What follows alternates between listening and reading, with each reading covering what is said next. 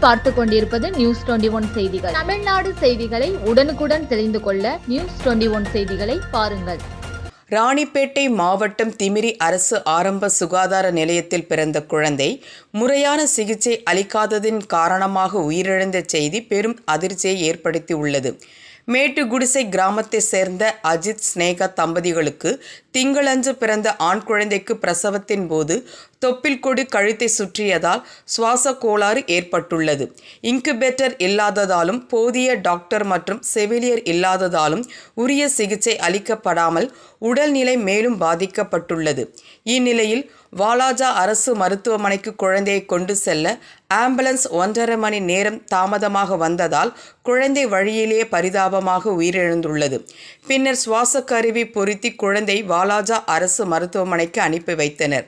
அங்கு பரிசோதித்த மருத்துவர் குழந்தை ஏற்கனவே இறந்துவிட்டதாக கூறியுள்ளார். இதை கேட்ட பெற்றோர் மற்றும் உறவினர்கள் அதிர்ச்சி அடைந்தனர். மேலும் ஸ்னேகாவை 2 தினங்கள் அனுமதித்து சிகிச்சை அளிக்க வேண்டும் என்று கூறி மறுநாளே எந்தவித முன் அறிவிப்புமின்றி ஆம்புலன்ஸில் வீட்டிற்கு அனுப்பிவிட்டனர்.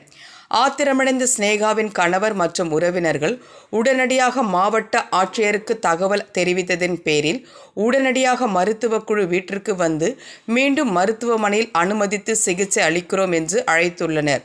இதனால் அங்கு சிறிது நேரம் பரபரப்பான சூழல் ஏற்பட்டது. காலையில ஏதாவது கம்ப்ளைண்ட் இருக்கான்னு கேட்டாங்க. நான் விடிகாலம் ஃபீவர் வந்துச்சு.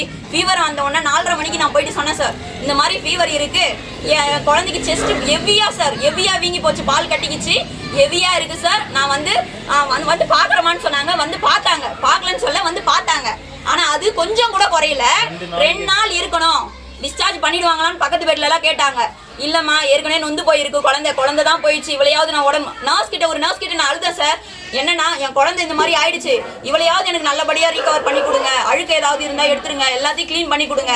இன்னொன்னு சார், ஒரு காட்டன் பிளட் நிக்கிறதுக்காக ஒரு காட்டன் வச்சாங்க, ஒரு காட்டன் திமிரி ஜிஎஸ்ல வச்சிருக்காங்க. வச்சத இன்ஃபர்மேஷன் கொடுத்துருக்கணுமா கொடுத்துருக்க கூடாதா? வாலாஜால ஸ்டிச் பண்ணிட்டாங்க. இவ்வளோ பெரிய காட்டனை வச்சு ஸ்டிச் பண்ணிட்டாங்க.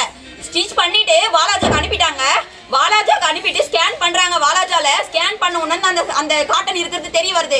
காட்டன் இருக்கிறது தெரிய வந்த உடனே கால் பண்ணி அங்க இருக்கிற மேம் ஒருத்தர் கால் பண்ணி, சார் உங்களுக்கு அறிவு இல்லையா, இவ்வளவு பெரிய காட்டன் வச்சிருக்கீங்க, இன்ஃபர்மேஷன் இது பண்ணல, அட்டாச்சும் பண்ணல, என்ன சார் இது மாதிரி பண்றீங்க, இந்த பொசிஷன்ல தான் டெலிவரி பார்த்துருப்பீங்கன்னு அவங்க திட்டினாங்க.